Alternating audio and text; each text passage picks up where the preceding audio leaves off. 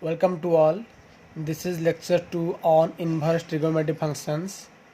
Hope all of you completed workout 1 of lecture 1. Okay, you can match it. Here is the solution of workout 1. Okay.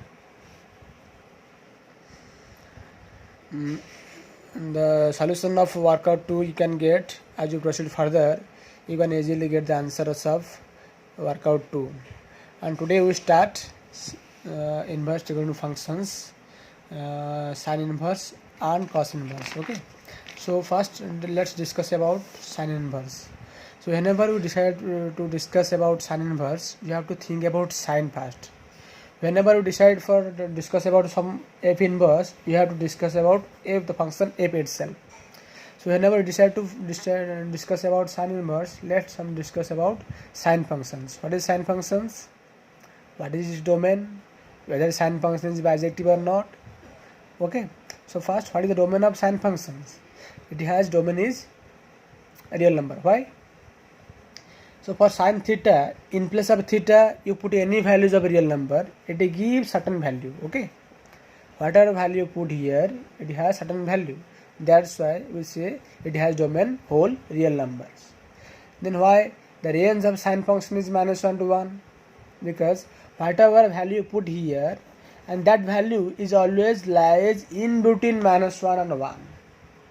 Whatever value you put in place of theta, and this gives a value, and that value is always in between -1 and 1. That's why, including -1 and 1. Okay, that's why we say its range is -1, 1 close intervals, because -1 and 1 are including. Okay, so now what do you conclude? We conclude that the sine function is a function from a real number to the set -1 to 1 close interval.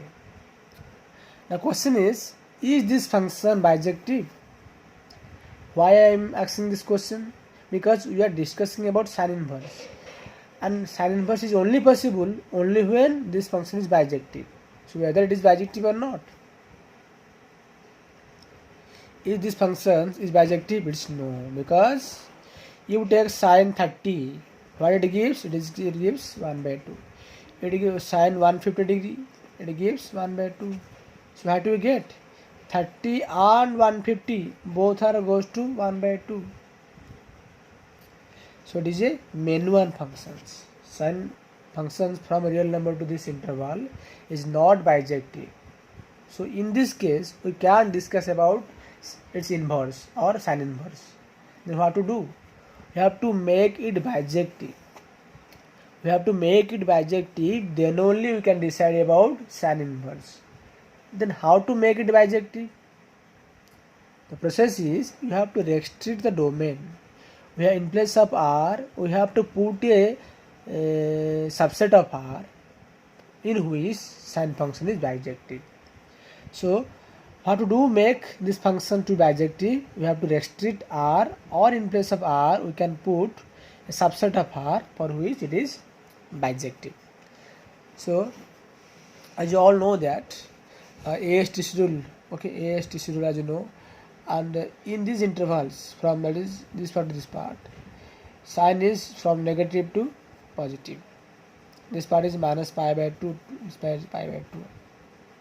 So if you cover from minus pi by 2 pi by 2, sine values cover all the values in between -1 and 1.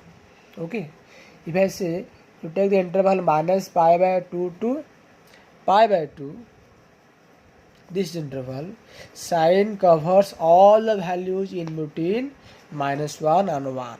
Okay, so what do you take? If you take the interval in place of a real number, if you take minus pi by 2 to pi by 2, then of course it is bijective.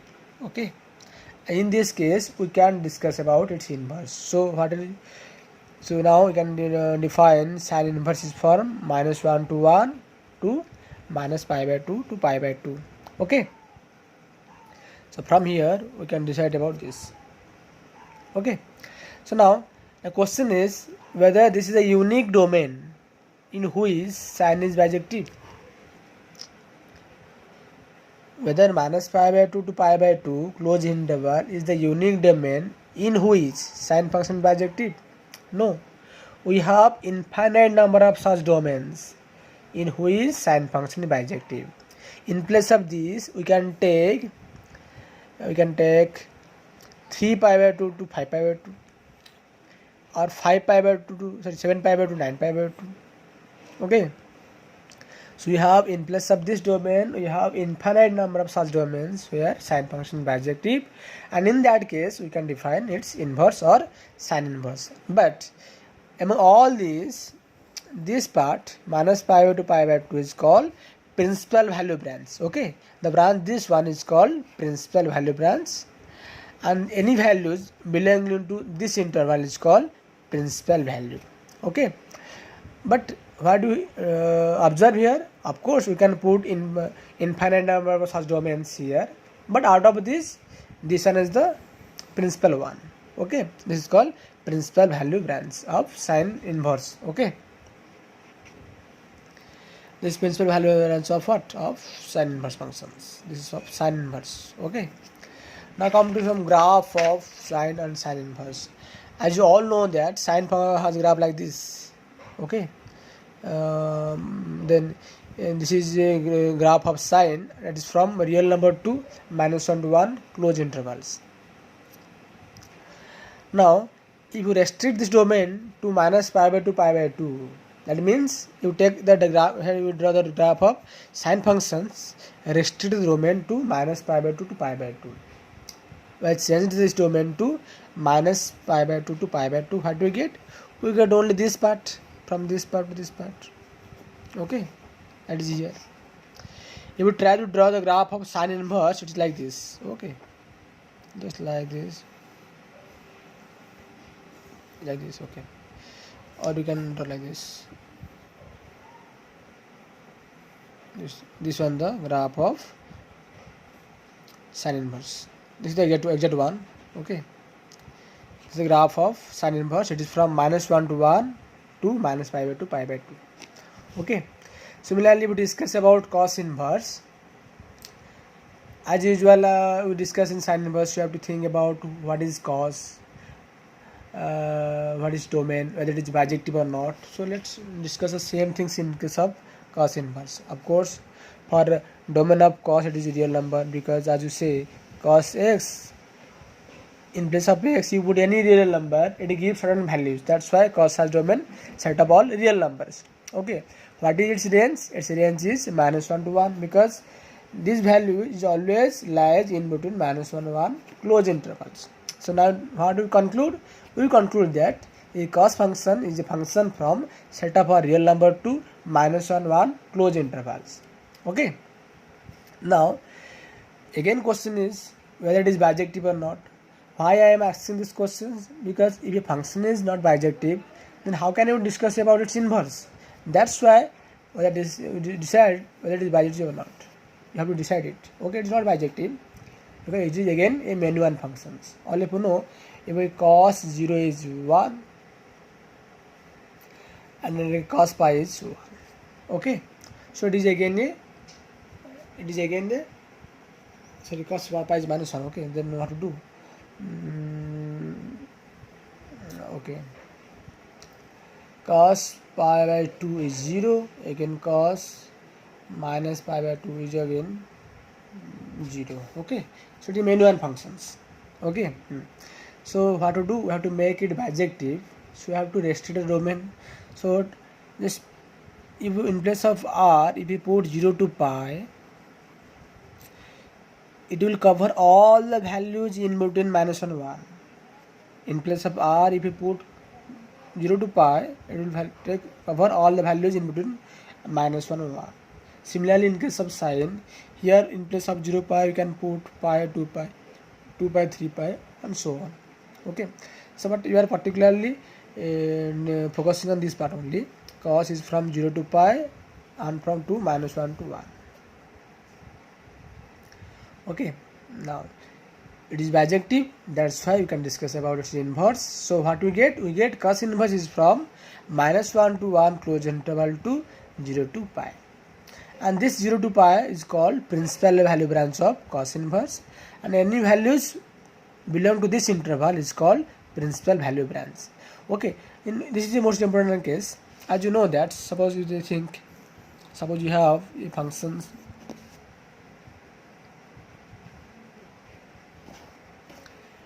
we have x here, it goes to y, then what we write? We write f of x is equal to y. Okay, if I say this is a function f,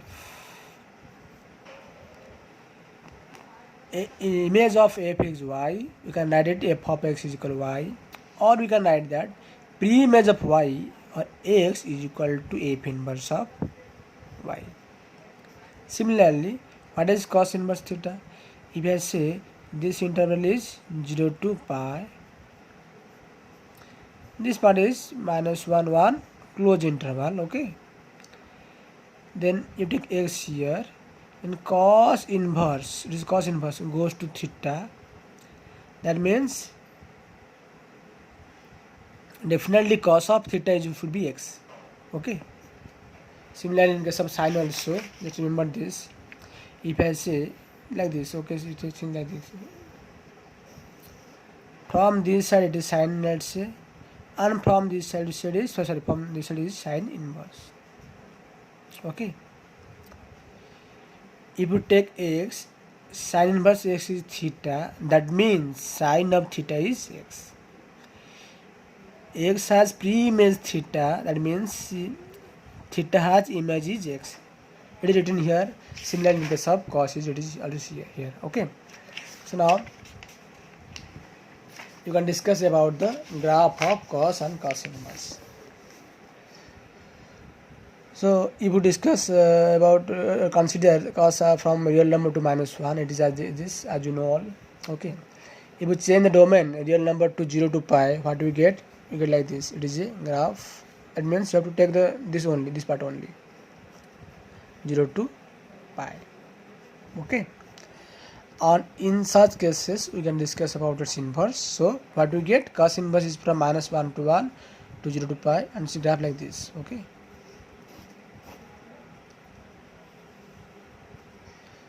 this part is like this, this part is 0, okay, 1, and this part is pi. Okay, this is the graph of cos inverse. So now similarly we will discuss other inverse trigonometric functions in our next lecture, but let's do some problems based on this concept. So find the principal value branch of the following: sine inverse of 1 by root 2. Okay, you have to principal branch of sine inverse is minus 1 pi by 2 pi by 2. So let's sine inverse of 1 by root 2 is theta. What do we get? We get sine theta is equal to 1 by 2. Now you have to think about such values where that angle is belongs to a principal value branch, and the sine of that angle gives 1 by root 2. It is nothing but it is pi by 4. So what do we get? Theta is equal to pi by 4. Of course it is belongs to this interval, that's why it is the principal value of sine inverse 1 by root 2. Similarly we have sine inverse minus 1 by 2. That means as you can do like this, you take sine theta is equal to minus 1 by 2. That means we have to think about the value of theta which belongs to principal value, and sine of that angle gives this value minus 1 by 2. That is nothing but minus pi by 6. And what do you get? Theta is equal to minus pi by 6, which belongs to the principal value branch. Okay, so now you think about these other trigonometric functions I had written here. Okay, we'll discuss about the details on our next lectures, but you first think about the tan inverse, cos inverse, sec inverse, cot inverse. But question is how to think. If you think about tan inverse, before that think about tan, whether tan is bijective or not, what should be the domain for tan to make it bijective. They only decide for tan inverse. So the process is, before they think about cosec inverse, think about cosec first. Okay, its domain, its range, whether it is bijective or not. If not, then restrict its domain to make bijective, don't only decide what is cosine inverse. Like this, you try to think about all these other trigonometric functions and try to solve these only 3 workout problems. You consider this workout as Y33. Okay, then we will continue in our next lecture. Thank you.